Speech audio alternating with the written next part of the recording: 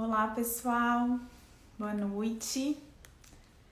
Começando então mais uma live aqui no meu perfil.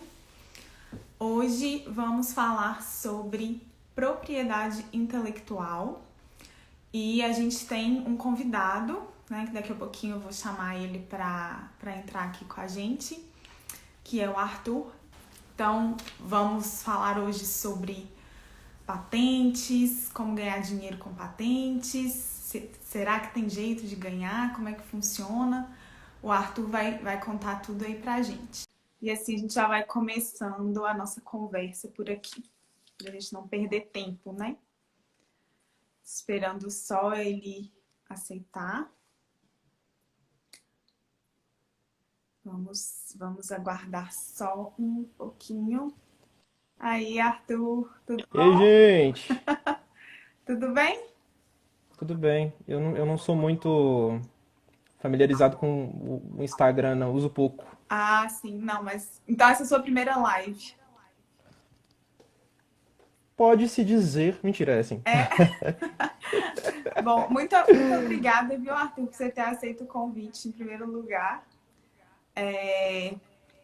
Que eu sei que, né, demanda tempo aí, tirando sua quinta-feira à noite para estar aqui com a gente. E eu acho que a gente já pode ir começando e também vai ficar deixar salvo no meu IGTV e no YouTube, porque se alguém, depois o pessoal quiser assistir, né, com mais tempo, fica salvo Uhum. lá. Então, para Legal. começar, Arthur, fala um pouquinho pra gente da sua história, né? Tipo, quem é você? Pro pessoal te conhecer. Sagitariano. Mentira. Mentira não, verdade. Mas primeiro, obrigado também pelo convite. Eu tô descobrindo recentemente, na verdade, que eu acho que é isso que eu quero, sabe? Assim, de carreira mesmo, a relação entre inovação tecnológica e propriedade intelectual. Então é uma Legal, oportunidade muito nossa, que legal legal. também de. Né? E inclusive hoje de manhã eu dei uma palestra sobre transferência de tecnologia, que tem tudo a ver com propriedade intelectual, né? Uhum. E aí é muito interessante porque é o tipo de conhecimento que acaba que eu tô tendo bagagem agora e eu tô conseguindo formalizar. E oportunidades como essa, assim, que você me convida Legal, muito e aí eu legal. posso falar um pouquinho da minha experiência e como é que eu vejo também a importância disso. Acho que especialmente se tratando do seu público que é a carreira acadêmica, são alunos de pós-graduação, pesquisadores, propriedade intelectual, acho que especialmente no Brasil, assim, é um assunto tão importante, né? E eu acho que agora finalmente está sendo falado, né? E eu acho que ter essa expertise, assim, é muito legal. E acho que é algo que eu vejo que eu gosto, sabe? Sim, que bom. Muito obrigado. Mas então vamos lá. Bom, eu sagitariano, né? Então, naturalmente, uma pessoa. Não tô brincando. Mas eu sou formado em Química, né, pela UFMG, no Uhum. Departamento de Química da UFMG. E eu me formei com, não vou dizer que especialidade, né, mas o final da minha graduação, principalmente, sempre teve esse viés de tecnologias ambientais, né? Uhum.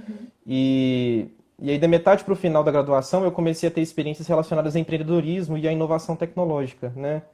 E comecei a ter contato com certos conteúdos, principalmente com o desenvolvimento de novos negócios. E aí eu Uhum. comecei a atinar que, olha, eu gosto de ter meu conhecimento em química, mas eu acho que eu prefiro me especializar nesse lance que é a tal da inovação tecnológica e o desenvolvimento de novos negócios, especialmente os relacionados a tecnologias que são desenvolvidas na universidade, né? Acho que a gente está careca já de ouvir aquela mesma ladainha, a universidade não interage com as Uhum. empresas.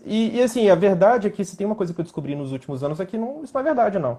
Mesmo no Brasil, e talvez eu esteja falando de um lugar privilegiado por se tratar da UFMG, né, que naturalmente faz mais interações que outras universidades, mas as universidades fazem muita interação, sim, com empresas, né? Uhum.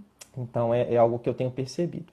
Mas aí o que aconteceu? Eu comecei a gostar desse lance, mais do que ficar no laboratório, que eu admiro, mas não é para mim. E aí surgiu a oportunidade, o Rochelle foi meu orientador na graduação durante o final, né, principalmente, coordenador do estágio onde eu fiz, né? E ele sempre foi muito ligado em inovação tecnológica e ele me convidou para tentar o doutorado em inovação na UFMG também. E aí eu Uhum. tentei e passei de segunda. vez. Então, hoje eu faço doutorado em inovação tecnológica. O assunto não tem muita relação com propriedade intelectual, eu estudo economia circular. Agora eu estou voltando, inclusive, para a área de economia circular para o desenvolvimento de novos negócios. Mas então tenho meu doutorado, e aí no doutorado eu comecei a trabalhar com o professor Rochel no INCT Midas, que é um Instituto Nacional de Ciência, como é que é? INCT? Ciência e Tecnologia, que é basicamente uma rede de pesquisadores que desenvolvem tecnologias de ponta. Só que o do Rochel, que é o Midas, trabalha com tecnologias ambientais e com desenvolvimento de novos negócios. E aí eu trabalhei com ele quase 2 anos, dando workshops de empreendedorismo tecnológico, Canvas, modelos de negócio. E aí depois de uns certos 2 anos, aí eu entrei na CTIT, que é o Núcleo de Inovação Tecnológica da UFMG. Eu trabalhei no setor de parcerias e transferência de tecnologias. E acaba que, por se tratar de uma venda absolutamente complexa, né, a balizar a interação que uma empresa tem com a universidade, você acaba tendo que entender de propriedade intelectual. E aí lá eu fiquei quase 2 anos também. E agora eu estou trabalhando, é recente, eu fui contratado, eu trabalho no Biotech Town, que é um hub de inovação tecnológica que fica em Nova Lima e fomenta o desenvolvimento de novos negócios na área de ciências da vida. E muitas startups da área de ciências da vida nascem na universidade, né? Porque a universidade é o berço de várias novas tecnologias. Então é aí que eu tô agora, assim. Eu sou analista de desenvolvimento de novos negócios. Acho que é isso mesmo que falo. Muito legal, parabéns. Não sabia disso. Mas é recente também. Eu não fiz o textão do LinkedIn, sabe? Que você fala assim, oi, tô aqui agora, deveria ter feito. Mas tem tudo a ver, assim, sabe? Eu gosto bastante e eu sinto que parte da razão para eu estar onde eu estou hoje tem muito a ver com o meu interesse por inovação, com propriedade intelectual. Então, assim, é um assunto que eu gosto e que eu acho que eu pratico e que aí eu vejo cada vez mais que pouca gente sabe. Então, é uma oportunidade para mim também. E para quem quiser, assim, você não precisa trabalhar com propriedade intelectual para ter domínio sobre as tecnologias que você inventa, né? Acho que é uma coisa que é muito importante que todo mundo na área acadêmica saiba, porque isso está ficando cada vez mais obrigação, né? E eu acho que isso vai ser mais exigido dos acadêmicos, então acho que é um assunto super legal. Sim, com certeza. E quando a gente fala de propriedade intelectual, o que é propriedade intelectual? O que engloba? Pois é. Sabe, e toda vez, é muito engraçado, toda vez que alguém pergunta pra mim assim, o que é propriedade intelectual? Aí eu fico, não sei se você sente isso, mas quando alguém te pergunta assim, o que é química? Não te dá um bug? Você fica assim... Sim. E aí o que você faz? Você joga no Google e lê, o que... Mas eu tenho umas respostas aqui, assim, não é que eu não saiba, obviamente não é que eu não saiba, mas é porque esses conceitos mais básicos são difíceis, né, de organizar. Sim. Mas assim, e eu dei uma leve estudadinha só para lembrar essas falas mais rápidas, né, para não ficar uma coisa muito ampla. A gente pode dizer que propriedade intelectual é uma área, inclusive, que é do direito, e isso é muito multidisciplinar para mim, né? Acaba que eu tive que entender de contrato, de lei, marco legal da inovação e tal. Mas propriedade intelectual é uma área do direito que garante às pessoas um termo bom que não é muito usado para falar de propriedade intelectual é a possibilidade da exclusão de terceiros ao explorar os resultados do seu intelecto, né? O que isso quer dizer? Tudo que você inventa, você deveria ter propriedade sobre aquilo, e você pode, e é aí que entra a propriedade intelectual. Então, por exemplo, e talvez as coisas mais... Eu sinto que propriedade intelectual tá na mente, assim, da massa, né, da população, mas ninguém sabe o que é. As pessoas acham que tá no inconsciente, né?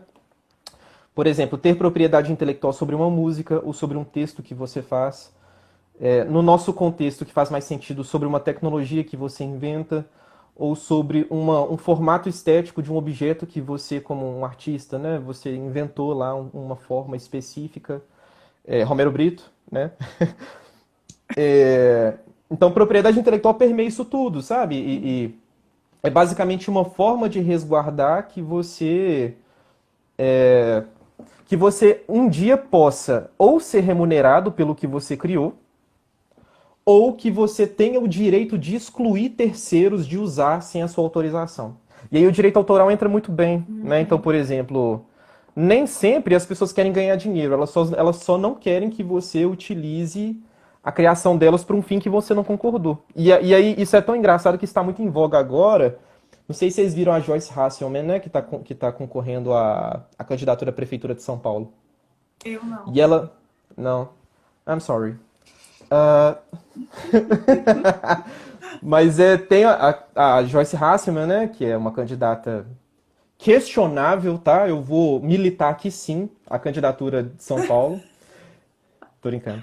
E aí ela tá usando várias referências pop, né? Então ela tá usando os Muppets, tá usando a Peppa Pig, porque várias pessoas chamam ela dessas coisas. E ela tá querendo fazer uma piada, tipo, eu sou a Peppa Pig mesmo, né? Na campanha dela, como se ela não ligasse para essas ofensas. O problema é que ela tá usando as imagens dessas coisas sem pedir autorização aos donos.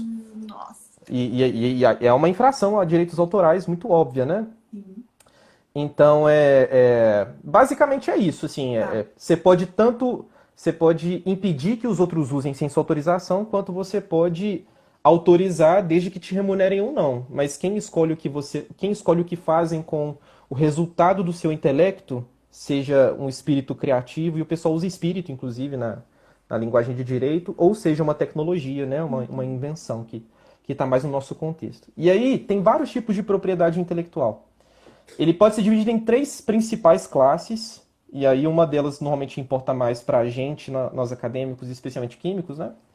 Mas só para citar, assim, tem as propriedades intelectuais relacionadas ao direito autoral, e aí direito autoral mesmo, direitos conexos, que inclusive você pode ter direito sobre uma música, né, que você compôs, e a rádio também tem o direito dela sobre a difusão da sua música. E uma não infringe a outra. Esses são os direitos conexos.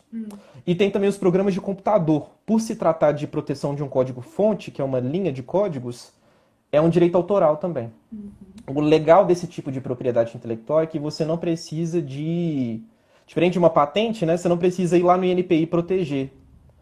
O fato de você ter publicado e colocado isso no mundo, numa rede social, no YouTube, onde quer que seja, você já é naturalmente autor dessa propriedade intelectual e pode reclamar a autoria caso alguém faça uma cópia, né? E isso também tem muita relação com o mundo acadêmico quando a gente fala também tem a ver com o ramo político, né? Sobre. Como é que fala quando copia trechos de artigos dos Plágio. outros, né? Plágio. Plágio tem tudo a ver com direito autoral. Então, ou você dá à pessoa, né, os louros por aquele trecho do texto, ou você está plagiando, e plagiar é infringir o direito autoral de alguém. E você não precisou ir lá no INPI para pedir essa proteção, né? O fato disso estar com seu nome e você ter divulgado e publicado já significa que é seu. Então, essa é uma característica específica do direito autoral. O outro tipo de propriedade intelectual, que não é a propriedade industrial, que é o principal, é o tipo sui generis, que é sem gênero, né? Que são coisas mais específicas. A gente está falando aqui principalmente de conhecimentos tradicionais. Então, por exemplo, é possível proteger aspectos culturais de um povo, né? Assumindo que eles sejam únicos. E que eles, por exemplo, façam parte de uma imagem que possa ser comercialmente explorada, né? Mas é muito específico, assim, então não sei se compensa a gente gastar muito tempo nisso. Tem um viés acadêmico o fato das cultivares. Então, você pode proteger, por exemplo, plantas que são geneticamente modificadas e elas têm características específicas. Né? Então, esse tipo de tecnologia é uma propriedade intelectual sui generis, que são as cultivares. E tem a propriedade industrial, que é onde as patentes estão, que provavelmente são as principais. Eu vou dar uma coladinha aqui, porque são várias. Eu estou com o computador aqui, tá? Eu não quero julgamentos. Das propriedades industriais, e aí o termo indústria, a gente faz uma relação, e a gente tem razão em fazer essa relação com as companhias, né, com as empresas, tem a ver com a exploração comercial mesmo, né? Então entram aí patentes, marcas. Marcas é um tipo de propriedade intelectual normalmente subestimado, especialmente pela academia, né? E é super importante. Desenho industrial, que são esses aspectos estéticos, o formato de objetos, padrões, isso você pode proteger por desenho industrial. O formato de reatores químicos pode ser protegido por desenho industrial, já que o formato tem relação com as propriedades mesmo do reator, né? Patente, segredo industrial, know-how, então a Coca-Cola, né, que é o caso emblemático, é um segredo industrial, é uma espécie de propriedade intelectual, mesmo que não seja balizada pelo INPI. que é o Instituto Nacional de Propriedade Intelectual Brasileiro. Então tem vários, assim, né? E aí é legal que, às vezes, um objeto pode ser protegido de várias formas. E normalmente é estratégico que seja, né? Porque às vezes você protege a funcionalidade de um jeito, você protege o formato de outro, o padrão de outro, a marca daquilo, e aí você tem uma coisa super robusta e que vai impedir concorrência desleal e cópia de terceiros. Mas aí você aplica mais a grandes empresas, né? Essas têm que ser muito cuidadosas e tem um setor de propriedade intelectual muito robusto.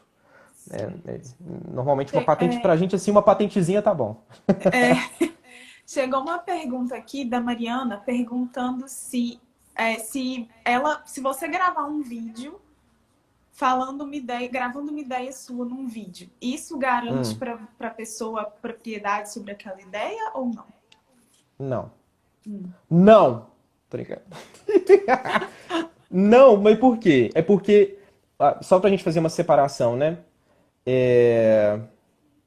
Quando a gente fala de direito autoral, você está falando sobre o vídeo em si, o material filmado. Você não está falando do que contém o material. Tá. E além disso, ideias não são patenteáveis, não são protegíveis, conceitos abstratos. Você precisa ter evidência e suficiência descritiva para fazer a proteção das coisas, né? Você não pode simplesmente, vou patentear essa ideia aqui, quântica, vou patentear a quântica. Você não pode fazer isso. Agora, você tem direito autoral sobre o conteúdo do vídeo que você lançar, né? Não das ideias que fazem parte desse vídeo, entende? Então, se alguém pegar o seu vídeo e replicar ou fazer uma caricatura em cima, dependendo do nível da caricatura, se você avaliar que isso não é uma incorporação de novos conceitos nessa imagem, você pode brigar na justiça e pedir para essa pessoa ou tirar o vídeo ou te pagar, se ela estiver ganhando dinheiro. Agora, os conceitos dentro desse vídeo, não. Aí é um outro tipo de proteção. E mesmo assim, ideias não são patenteáveis também. Tá. Ideias, eu tô falando assim, né? Coisas que não têm validações técnicas, que não têm concretude. Mas, por exemplo, se você tem uma ideia de uma coisa que você quer fazer no laboratório, por exemplo, daí você escreve no seu caderno de laboratório e anota todos os experimentos que foram feitos, tal e tal, também não. Depende. Depende do país. Você acredita? Nossa. A propriedade intelectual está intimamente associada à lei, a decreto, à política. E aí, qual que é a questão? Tem uma questão muito interessante e muita gente perde muitas oportunidades porque os países têm legislações diferentes que dão suporte à lei de propriedade intelectual. Então, por exemplo, no Brasil, falando de patente, tem a patente quem patenteia primeiro, independente de você ter desenvolvido primeiro. Nos Estados Unidos, se você provar, e por exemplo, com cadernos de laboratório.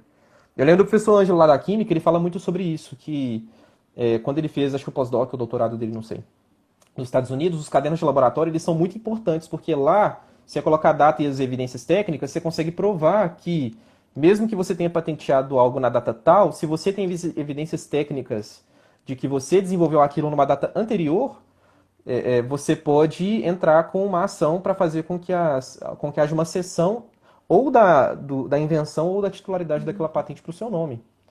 Então, assim, depende do país, entende? No Brasil, é quem chega primeiro no INPI. E tem isso tem prós e contras, né? Uma regra geral, assim, que você falou. Ideias não são patenteáveis. Mas aí tem a Renata está perguntando.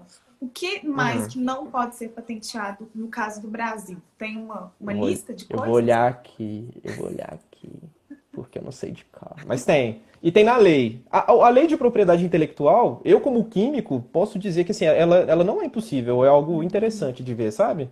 Tá. Quando você se aprofunda nesses temas assim, você perde o medo de coisa, né, jurídica, contrato, esses temas, que é com que a gente trabalha. Então, mas quem tiver curiosidade de saber isso, tá na lei de propriedade intelectual. Pode. Mas assim, um apanhado muito rápido. O que você não pode patentear? Teorias científicas, teorias. Então, assim, ou coisas muito amplas, que patentear significa que você teria domínio comercial sobre tudo, né? Imagina alguém patentear a comprovação da gravidade, né? Não faria sentido. Todo mundo explora a gravidade de alguma forma. Como é que você, né? Modelos matemáticos. Aí, eu acho que eu vou entrar num lance já, para falar de patente, que é o seguinte. Para você, a gente já parou de falar de propriedade intelectual, a gente vai começar a falar de patente, né? E aí a patente tem mais a ver com tecnologia, com o que a gente trabalha no laboratório.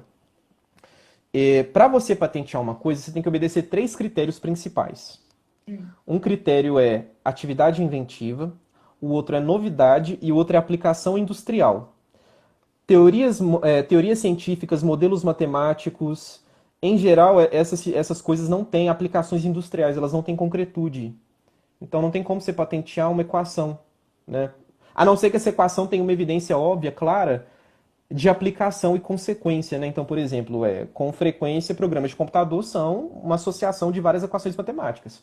Mas aí é diferente, você protege a utilização dessa equação que vai gerar uma consequência X se você alimentar essa equação com informações Y. Agora, você não pode patentear uma equação, né? Uma coisa muito importante que não pode ser patenteada, isso é no mundo inteiro. Aliás, uma coisa que não pode ser patenteada no Brasil, mas pode nos Estados Unidos, por exemplo, são métodos terapêuticos. Você não pode patentear uma forma de tratamento no Brasil, mas você pode patentear nos Estados Unidos. E, novamente, questões divergentes, né, entre a legislação dos países diferentes. Uma coisa importante que afeta muito a carreira acadêmica é sobre o patenteamento de patrimônio genético. O que significa isso? Você não pode proteger organismos vivos ou moléculas ou substâncias que podem ser naturalmente encontradas na natureza por conta própria, né?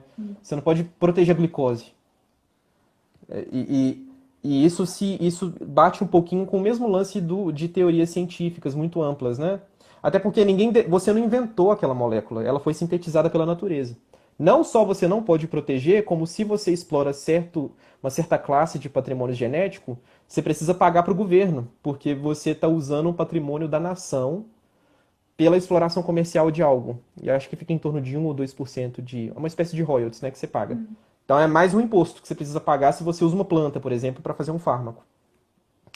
Então você não pode proteger uma substância derivada de uma planta por conta própria. Você pode proteger a utilização dessa substância para um fim específico, né? E isso é patenteável. Agora, essas são coisas que não podem ser patenteáveis. Regras de jogo também, obras arquitetônicas, métodos comerciais, financeiros, publicitários, educativos, coisas que não têm um perfil industrial também, né? São métodos, são coisas que não têm um perfil de replicabilidade. Então, é difícil você falar assim... tem muito a ver com o conhecimento tácito das pessoas, né? O que se aproxima de uma consultoria, em geral, não pode ser patenteado. Porque como é que você patenteia uma coisa que é um conhecimento seu, uma bagagem sua? Então, coisas desse tipo, assim, não podem ser patenteáveis. Todo o resto pode. Sim. E aí, por exemplo, se eu acho que aquele material que eu preparei no laboratório é totalmente novo e inovador, e aí eu quero patentear. Como que é o processo para se fazer isso? Então,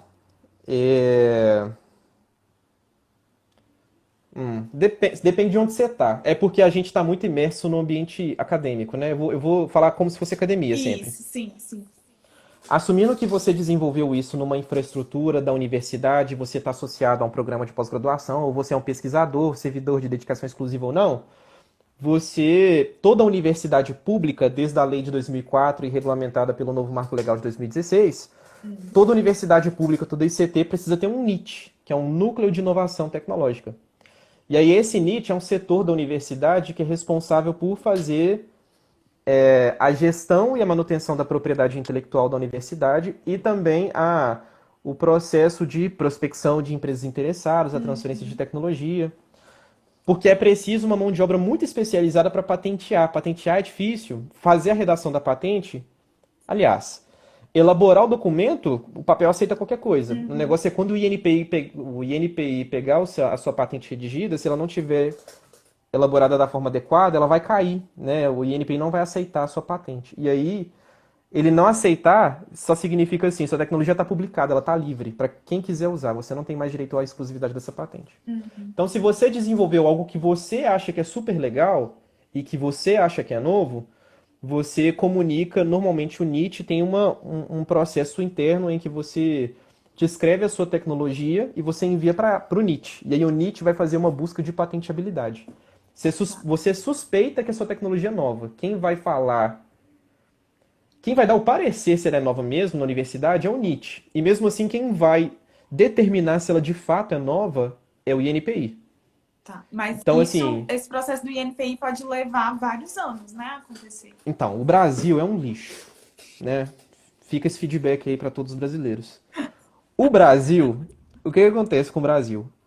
A, a gente tem uma infraestrutura de gestão de propriedade intelectual nacional muito eficiente, inclusive, para o tamanho e para o número de pessoas e para a infraestrutura que nós temos. Então, assim, o INPI trabalha muito mais do que o órgão balizador de propriedade intelectual americano, Tá. né? Se for falar em produtividade. O problema é que a gente tem menos investimento nessa área de gestão de propriedade intelectual no Brasil, que tem melhorado muito. Isso eu vou dar para o governo. Aí como é que funciona? Você faz lá a redação, o pessoal da UNIT vai te ajudar a fazer a redação da patente, você submete essa patente no INPI. Aqui no Brasil é no INPI. E aí você tem uma expectativa de patente, é um depósito. Você não sabe se essa patente vai ser concedida mesmo. Você tá pedindo a Deus assim, Deus, por favor, quando o INPI analisar, eles vão me conceder essa patente. Até lá você tem uma expectativa de patente. E aí no Brasil, demora, dependendo da natureza da tecnologia, demora mais ou menos de 8 a 12 anos para uma patente ser concedida. Nossa. Né? Então, assim, e aí pensando que uma patente tem 20 anos de duração, né? Assim, a exclusividade de mercado que você tem sobre uma patente dura 20 anos só.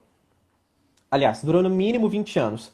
O Brasil é um lixo tão lixo que tem uma lei, tem um decreto brasileiro que fala assim: olha, pode ser que a gente demore mais de 10 anos para conceder a sua patente.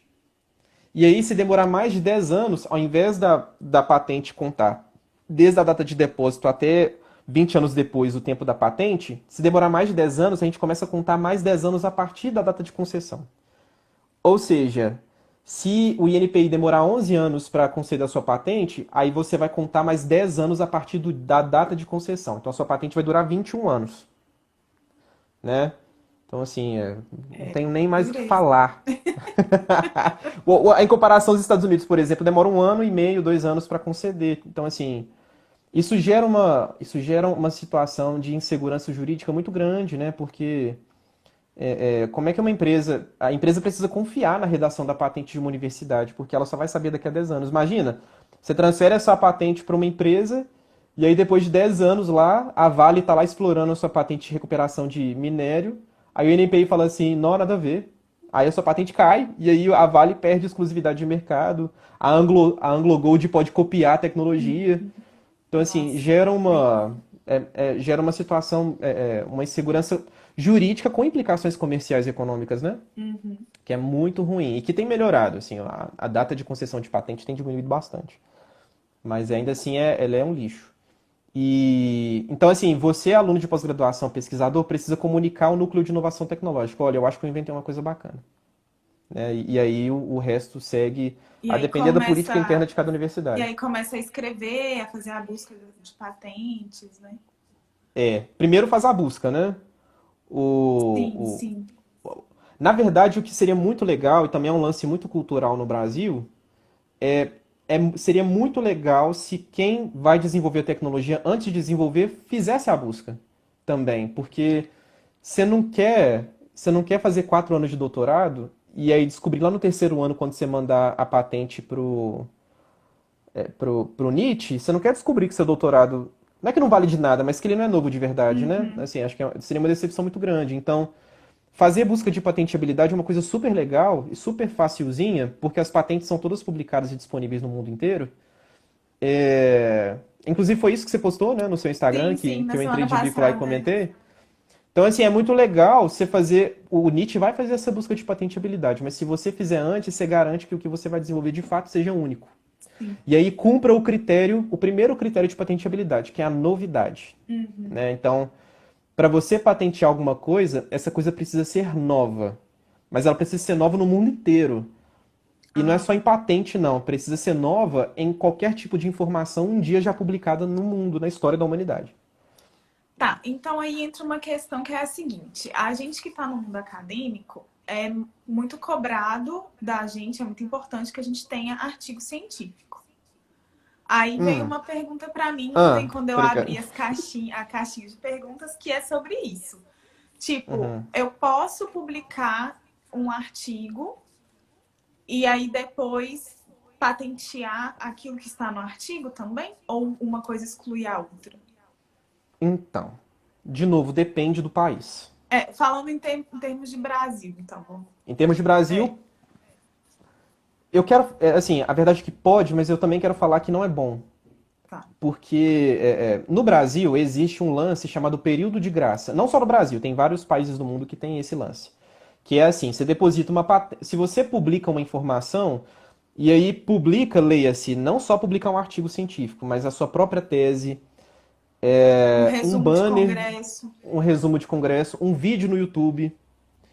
Então, assim, qualquer tipo de publicação, você pegar essa sua patente e jogar ela no mundo, a sua tecnologia, né, via qualquer forma, a partir do momento em que você faz essa publicação, o reloginho começa a tocar e que você tem um ano exato a partir daquela data para proteger essa tecnologia como patente no Brasil. Tá. Se passar esse um ano, você nunca mais vai conseguir proteger essa tecnologia e ela hoje vai fazer parte do estado da técnica. Ou seja, não é que você não vai poder usar, você nunca vai poder impedir que os outros usem sem te remunerar.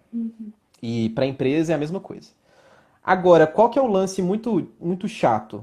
Isso é no Brasil, porém, se você acha que você tem uma tecnologia muito legal na mão, você não quer só pensar em Brasil também, você quer pensar em proteger em outros países. E aí, a União Europeia, como é que fala esse trem? Tempo de graça. O período de graça não existe, né? Então, assim, publicou, bal, já era. Só que aí, o que que é muito legal, o que todo mundo eu acho que deveria ter na cabeça? Você pode publicar e você não precisa esperar a patente ser concedida nem nada disso.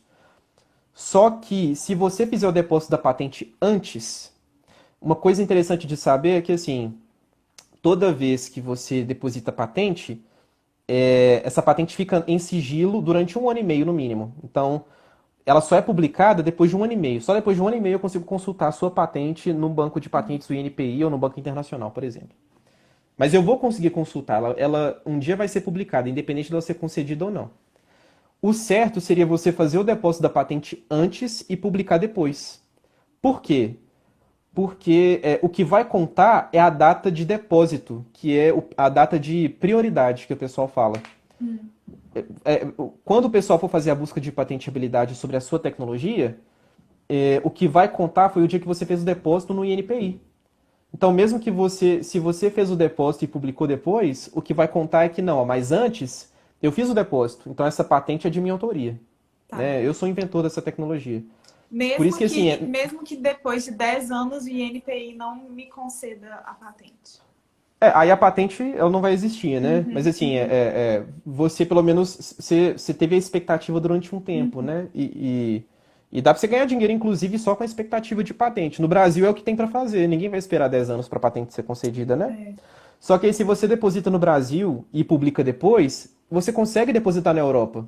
Por quê? Porque você conseguiu provar por A mais B que você protegeu antes de publicar. Então o período de graça não vale, porque você se garantiu antes, né? Então, assim, mesmo com o período de graça, fora que o período de graça faz o NIT, às vezes, ter que correr com a elaboração do documento. E aí a patente pode não ficar tão boa, né? Um período de proteção aí, razoável, pode durar 3 meses. Entendi. Então, assim, se quiser fazer uma patente bonitinha, com as reivindicações fortes, né? Então, assim, o certo seria, você tem algo legal na mão? Sigilo absoluto, protege primeiro e publica depois. Independente se tem período de graça ou não. Isso seria o ideal para fazer para todo mundo. Certo. A Wanda mandou uma pergunta aqui, ela é professora lá na Federal de Alfenas. Se, na sua opinião, vale a pena todo esse trabalho e essa expectativa do trabalho, para o trabalho ser patenteado? Claro! É muito... Não, tô brincando, assim, Nada tendencioso, né?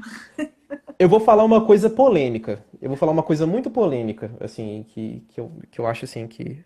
Aqueles, né, que acham... Eu vou ser cancelado. Não, mas eu vou falar uma coisa que eu acho que é algo para se pensar, que é o seguinte. Existe uma relação muito conflituosa sobre a quem desenvolve a tecnologia e a quem é a escolha sobre proteger a tecnologia ou não.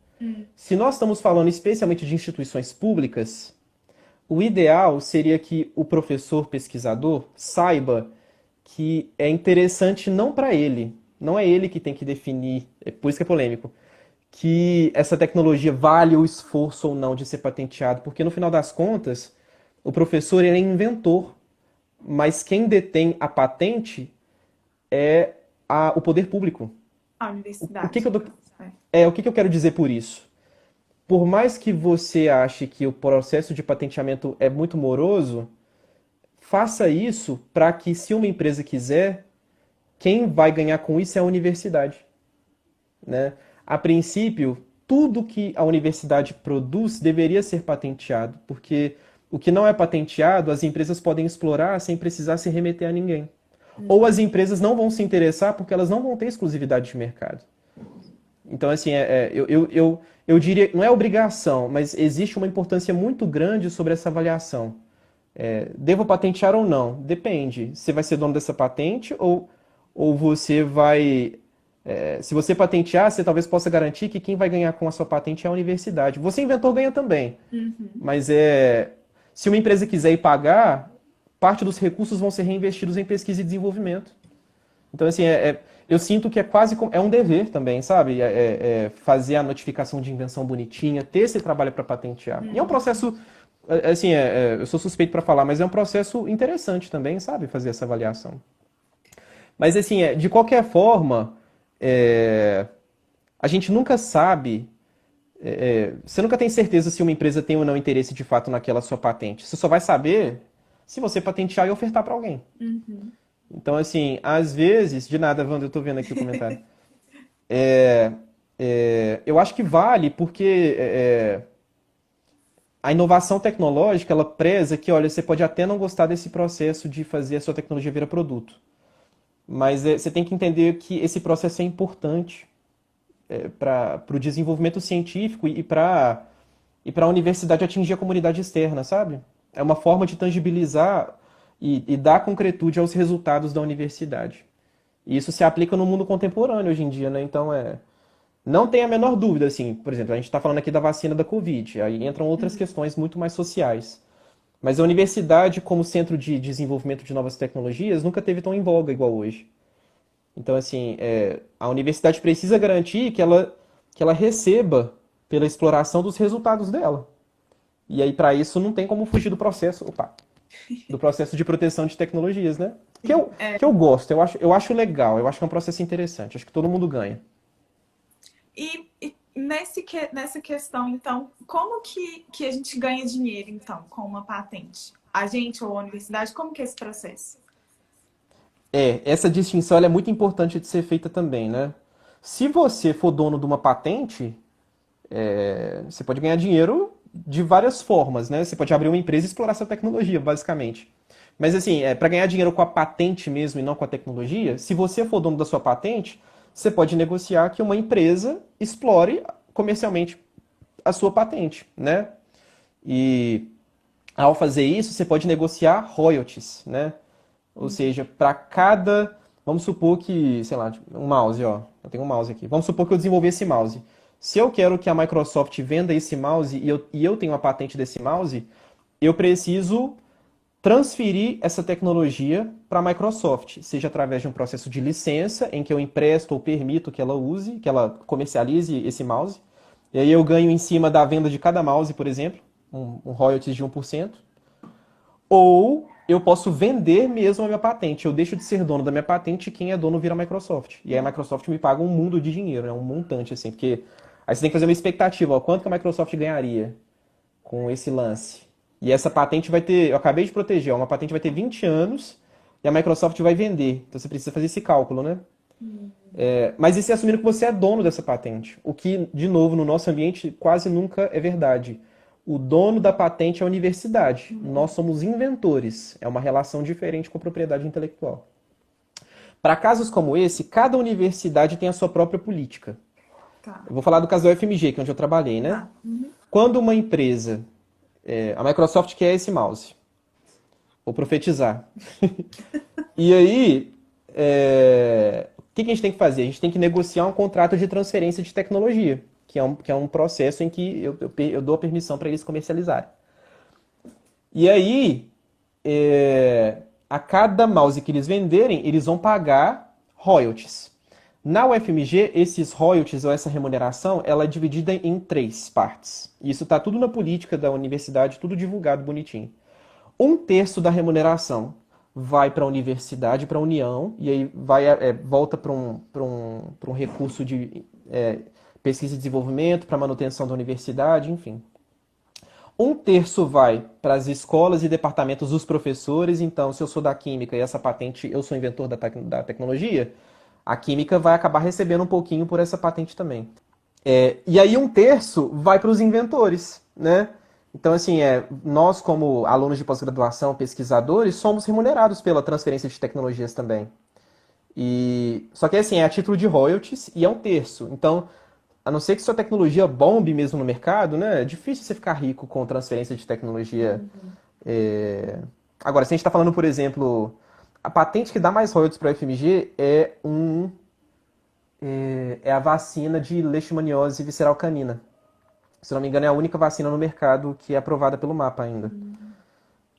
Mas, assim, ela vende muito, né? E tem um mercado gigante no Brasil. Então, normalmente acho que isso depende de cada universidade também. O pessoal recebe trimestralmente. Dá pra ganhar uma grana, né? Vamos botar aí uns 10 mil, 20 mil a cada trimestre só da transferência da sua tecnologia. É um caso em muitos. A UFMG tem 100 contratos de transferência. Essa transferência é responsável por talvez 80% de todos os royalties que a universidade recebe. O que é comum também. Até saiu um artigo na internet essa semana sobre Vonal Flash, que é a tecnologia da USP, se eu não me engano, que é uma transferência de tecnologia de uma patente bilionária, que dá muita grana para a USP. Mas é tentando, né? Então é um funil, olha, você desenvolve uma tecnologia, dessas tecnologias desenvolvidas na universidade, um décimo é protegido, dessas proteções, 1/10 é transferido, dessas transferências, 1/10 gera royalties, e dessas que geram royalties, 1/10 dá todos os royalties da universidade. Então é um típico de inovação tecnológica, é um super funil, né? Você precisa ser um bom técnico, né? Um inventor que viu uma dor de mercado latente e um cara de sorte também. Então, assim, não basta patentear. Falar muito verdade para vocês. Poucas patentes de qualquer universidade nacional e internacional de fato têm consistência técnica e apelo comercial. A maior parte delas é uma réplica de um artigo científico, né? Assim, é mais um fármaco para leishmaniose. Então, assim, que a UFMG tem 200. E que não vão chegar no mercado e que gera custo, né? Então, assim, essa avaliação também ela é muito importante, especialmente em um momento que não tem recurso direito para patentear, né? A universidade está, coitada, está mal comprando papel higiênico. A UFMG está tendo que abandonar patentes, né? Então, olha para você ver, as patentes duram 10 anos. Tem patente de fármaco que precisa, a tecnologia está em estágios clínicos, não foi para estágios clínicos, que demoram 10 anos também. E a patente já tem 15 anos. Que empresa que vai querer explorar essa patente com 5 anos restantes, se só para botar no mercado vai demorar 10? Aí tem que abandonar. Né? Então, assim, é um ativo intangível que gera custo também. Então, você precisa ter estratégia na gestão da propriedade intelectual, especialmente se tratando de gente que não tem dinheiro para pagar nada, igual as universidades públicas brasileiras, né? E complicado isso, hein? Não sabia desses detalhes. Não, e aí, assim, super polêmico, porque como é que você escolhe qual patente abandonar? E no final das contas, a patente, ela é um patrimônio, né? Então, assim, é igual que as cadeiras lá da UFMG, que não pode jogar fora. A cadeira, não tem um pé mais a cadeira. A cadeira, o assento tem cinco pregos assim, ó, na sua bunda. Mas você não pode abandonar, porque é um patrimônio público. Patentes são a mesma coisa. Retomando aquele ponto, né? O conhecimento de pesquisadores e de alunos concretizados em um documento jurídico se torna um patrimônio público. Abandonar é dificílimo, e se não abandona gera custo. Né? Complicado. Complicated. Decisão, né?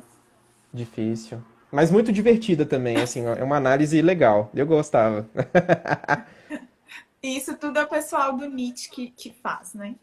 Tudo. É um povo sofrido, viu? Porque os NITs do Brasil, de novo, são muito... A maior parte dos NITs do Brasil, a CTIT, por exemplo, tem 25 pessoas. A maior parte dos NITs brasileiros é um servidor público, um estagiário e um advogado. Que tem que fazer isso tudo que eu falei. Aí não faz. E aí tem que gastar dinheiro contratando prestação de serviço. Então é uma coisa muito difícil. É. E existe alguma diferença entre patente ou qual é a diferença entre patente e segredo industrial? Que é o Existe. know-how, né? É. E gera sempre uma confusão, porque as pessoas acham de cara que o know-how é literalmente saber fazer, né? Assim, é ter o know-how, essa coisa tácita. E não. Tem relação, mas não é isso. A patente necessariamente passou pelo INPI. E aí existe um compromisso jurídico de exclusividade de mercado que vai ser balizado pelas leis brasileiras ou leis internacionais, a depender de, né? O segredo industrial, com muita frequência, mesmo que uma tecnologia seja interessante, especialmente aquelas tecnologias que são resultados de acordos de cooperação entre uma empresa e a universidade, elas têm apelo comercial, mas não são patenteáveis, porque alguém lá na Papua Nova Guiné, alguém lá no Suriname publicou, patenteou. Então, assim, é uma patente que é uma tecnologia que, infelizmente, não tem proteção porque ela foi divulgada em algum lugar, né? Aí, o que as universidades fazem? Né? Elas protegem o tal do know-how. O know-how é um documento que não passa pelo INPI, que é mantido em sigilo, é um segredo industrial que fica mantido dentro da universidade. E aí, se uma empresa quiser, a gente pode transferir esse segredo industrial para essa empresa. E o processo de transferência de tecnologia é o mesmo. Faça a valoração, paga royalties. Essa patente mesmo da leishmaniose é o know-how, né? A vacina para leishmaniose visceral canina. Às vezes faz sentido.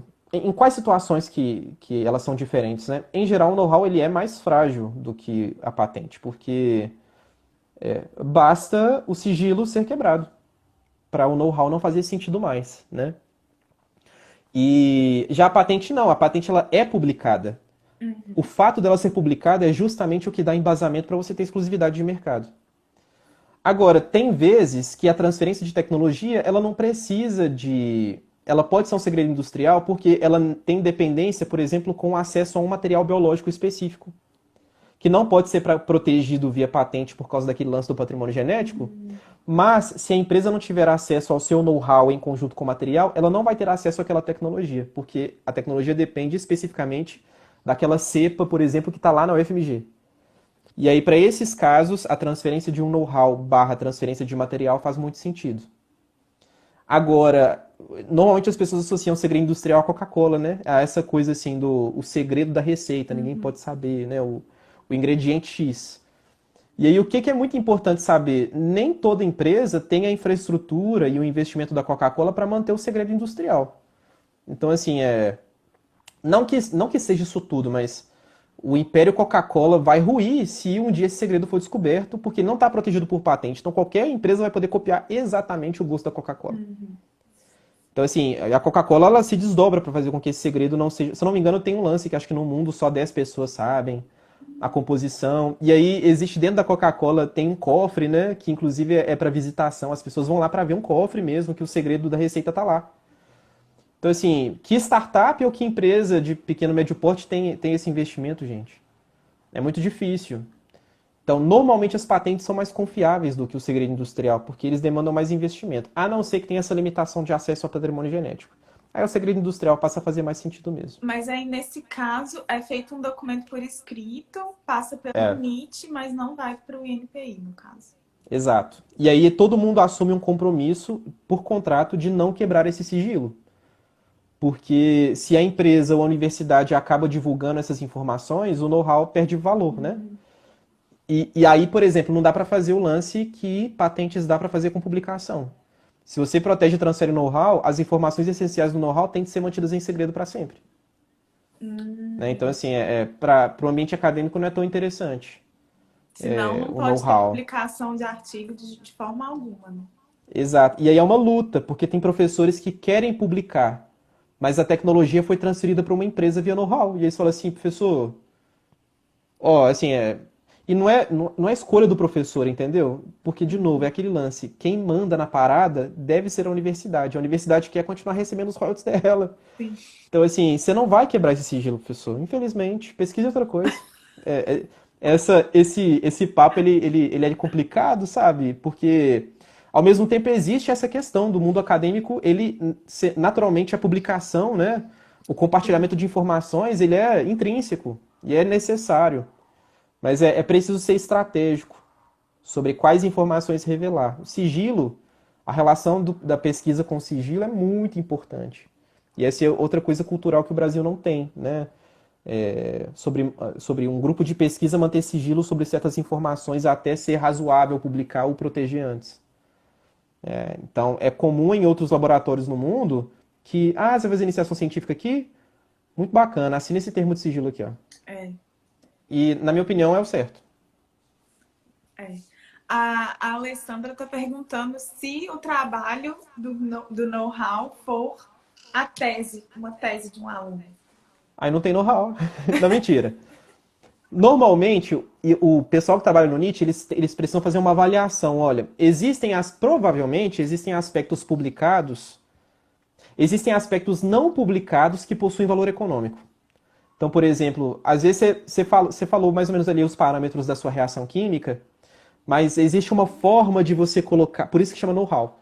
Existe uma forma de você colocar um material, ou de você misturar as coisas, que não são interessantes cientificamente, mas possuem apelo comercial.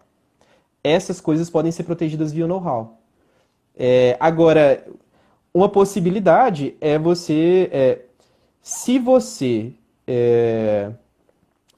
for apresentar a sua tese, o seu trabalho, seu TCC, e as informações do seu TCC serem sensíveis a uma proteção intelectual, você pode pedir para ela acontecer em sigilo, e aí ela só vai ser revelada depois que o próprio INPI publicar.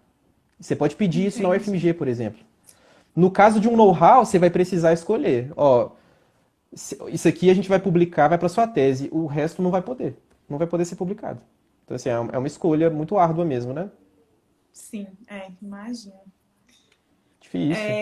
Eu lembro da defesa da Paula, que tem uma parte que, né, tem como empresa, enfim, e é passível de ser patenteada, então foi pedido que fosse em sigilo, mas pelas regras da universidade, a defesa não pode ser sigilosa, tem que ser aberta ao público.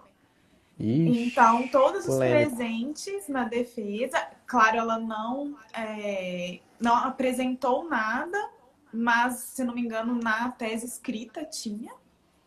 Uhum. E quem esteve presente na sessão teve que assinar um termo de sigilo. Então, porque pelas regras da UFMG, a defesa não pode ser fechada.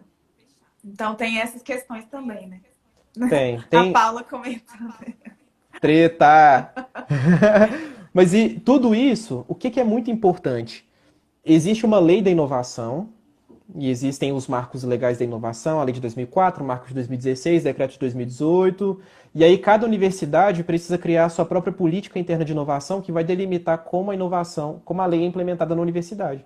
E cada universidade tem sua própria diretriz, seu próprio plano diretor. Então, cabe a cada universidade interpretar como utiliza, né, as coisas. E aí, assim, consultar o NIT é sempre uma boa alternativa, porque, por exemplo, até onde não é mais interessante para a universidade, de fato, manter informações em sigilo para sempre, porque tem uma empresa já interessada na sua tecnologia, e aí isso vai possibilitar não só que tem uma transferência de tecnologia, que é um indicador super legal, mas que a universidade ganhe dinheiro, que o departamento ganhe dinheiro, que os alunos ganhem dinheiro, que eles sejam, inclusive, contratados pela empresa, que você veja uma tecnologia sua sendo explorada por alguém, sabe? Na prateleira do Carrefour, igual o pessoal fala, né? Então, assim, é uma escolha de Sofia, mas que gera uma discussão muito importante sobre... A universidade já passou por duas revoluções, né, de papéis. A universidade, antes da primeira Revolução Industrial, ela tinha um papel só de formação de pessoas e recursos humanos. Depois ela passou a ter um papel de pesquisa e desenvolvimento. E hoje ela tem um papel de fomento à inovação tecnológica, empreendedorismo e geração de startups. Então, assim, até onde vale a pena negar esse último papel que é intrínseco da universidade, gera desenvolvimento econômico, para manter o primeiro, É, entendeu? é. É um debate recente, é um debate que envolve muito a área acadêmica da inovação tecnológica também. E que o Brasil faz muito mal, né? A gente precisa olhar os outros países para fazer isso. Pra vocês terem uma ideia, eu só falo mal do Brasil, o Brasil é um lixo. Mas a lei que regulamentou nos Estados Unidos a exploração comercial de propriedades intelectuais da universidade, que foi a Bayh-Dole Act, surgiu nos anos 80. E no Brasil, a primeira lei que implementou isso foi a Lei de Inovação de 2004. Estamos um pouco Então, assim, atrasadinhos aí, né? né? E aí, naturalmente, num cenário nacional econômico em que a maior parte da pesquisa e desenvolvimento no Brasil é feito nas universidades e não é feito nas empresas, as leis ditam a inovação tecnológica no país. Então, assim, é diferente de ter uma IBM, né? Que, independente da lei da inovação, de como é que vai ser na universidade, vai patentear a rodo. Agora, no Brasil, as principais instituições que patenteiam e transferem são as universidades. Então, a lei impacta diretamente na nossa economia. E se atrasar e não ter um posicionamento assertivo sobre esses assuntos, deixa de gerar desenvolvimento econômico. Deixa de fazer com que agente químico seja contratado pela startup de um professor que ele abriu. Para explorar a sua tecnologia, porque não deixaram você fazer a defesa fechada, porque aí você não tem propriedade intelectual e aí o investidor não quis investir em você. Então tá tudo amarrado, sabe? É muito complicado. Precisamos atualizar isso, né? Ó, Arthur, Precisamos. estamos aqui então no Vote em mim. último, no último minuto, senão o Instagram, como eu não sou, os bombeiros passando aqui agora, mas como eu não sou pop, eu só tenho 1 hora de live, Tá. então. Mas Tudo muito bem. obrigada mais uma vez pelo seu tempo e todo mundo que acompanhou a gente. E quem sabe a gente não faz uma próxima aí sobre transferência de tecnologias, né? Ou, eu ia falar isso Quem agora, sabe? tem muita coisa para falar ainda, porque tem relação, né? Mas é um outro assunto, Sim, quase sim, tão a gente complicado quanto e que eu combina adoro então também. pro futuro. Muito Com certeza. obrigada a todo mundo que acompanhou. Até mais. Muito Obrigado, obrigada. gente. Tchauzinho. Até mais. Falou!